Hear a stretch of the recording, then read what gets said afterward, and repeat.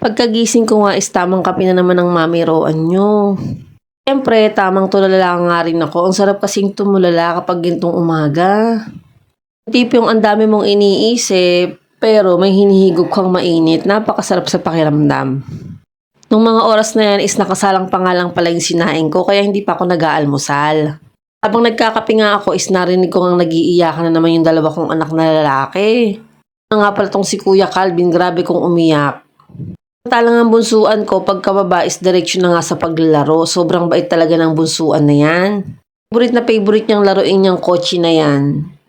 Nung naluto na nga yung sinaing is nagprito nga lang pala ako ng 2 tuyo. Gisa nga lang pala kami ni nanay at solve na yun para sa aming almusal. Tinaktakan ko na nga lang ng suka para mas masarap-sarap naman yung kain ko. Nga ganitong simpleng ulam is sobrang sarap naman talaga. Minsan kasi nakakaumay na rin kasi yung puro karne, o diba? Medyo naparami talaga ako ng kain dyan. Ate Yumi ko naman ay pinagluto ko na naman ng hotdog. Nung bandang alas 10 na nga is paliliguan ko na nga yung 3 kong anak at eto nga, pagkaligo nga nila is for dahalo naman sila dito sa mga laruan. Tuluyan na nga nasira yung karton na lagayan nila ng laruan kaya sobrang gulo talaga. Dahil magtatanghalian na nga is bumaba na nga muna kami at eto nga nagluto lang ako ng 3 skinless. Tapos pinapasok ko na nga rin pala si Ate Yumi sa school, hindi ko na nga siya maihatid. Siyempre dinagdagan ko nga rin pala ng tuyo kasi nga wala nga kaming ibang maiulam dito. Para maiba naman, tuyo naman tayo for today's video. Sobrang sarap nga talaga ng tuyo. Katapos naman ng ilang gawain sa baba is umakyat na nga kami para nga makaligo na nga rin ako. Siyempre nga nakatulog na nga rin pala ang bunsuan ko. Kuya Calvin ko naman ay busy.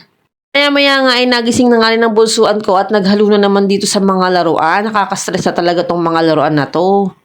Siyempre ang Kuya Calvin ko naman ang nakatulog, o diba halinhinan talaga silang dalawa.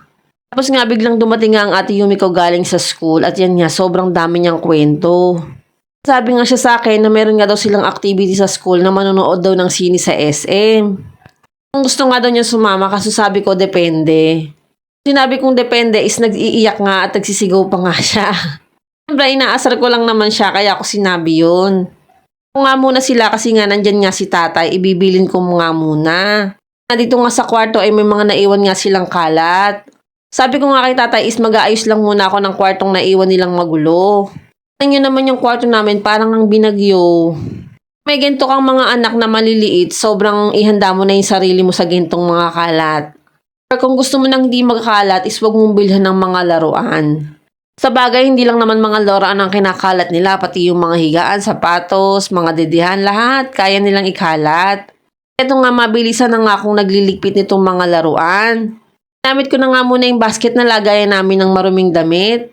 Kasi nga is nasira na talaga yung karton dito sa kwarto. Nga itong higaan namin at mga kumot ay nagkandagulo-gulo na nga rin. Kasi nga sumali pa nga rin si Ate Yumi sa panggugulo. Kung ba sa batang yun ang laki-laki na is nakikisali pa, siguro gusto lang din niyang makipaglaro sa mga kapatid niya. Nahayaan ko nga lang silang maglaro kasi nga doon sila nag-e-enjoy kahit alam kong mapapagod ako sa pag-aayos. Ganyan naman tayong mga nanay, taga-ayos ng mga gulo ng ating anak, di ba? Ito nga kahit papaano nga is naging maaliwalas na nga ang kwarto namin. Kasi nga itong kotse, inakyat pa nga pala ng bunsuan ko dito sa kwarto. Ayan nga at medyo maaliwalas na at hindi na nga na-stress ang mami Roan nyo. Ako naman is pinagluto naman ako ni tatay nitong ginisang sardinas na may sayote. Nakakamiss nga yung mga ganitong ulam, yung mga simple lang. Ito nga at naglagay na nga ako ng mantika dito sa kawali at magigisa na nga ang mami Roan nyo. Ayan nga at pagdagisa na nga ang mami Roan nyo at pil na pil ko na nga magluto nitong mga nakakaraan. Ito nga maigisang bawang sibuyas, hinulog ko na nga rin pala yung sardinas. At eto nga, inihulog ko na nga rin pala yung mga sayote. Sobrang bilis nga lang palang maluto nitong ulam na to. Tapos nga, pag pala mga gulay, iskusa na nga lang pala silang nagsasabaw. Siyempre, nilagyan ko pa rin sila ng konting tubig para naman mas maraming sabaw. Nga may anak nga akong bata kaya gusto ko talaga yung masabaw pero tamang sabaw lang kasi nga ginisa nga to eh. At eto nga after ilang minuto is naluto na nga at konting halo-halo na nga lang ang mami Roan nyo. Sobrang sarap nga nito, syempre luto ko to. O siya hanggang dito na lang. Salamat sa panonood. Bye!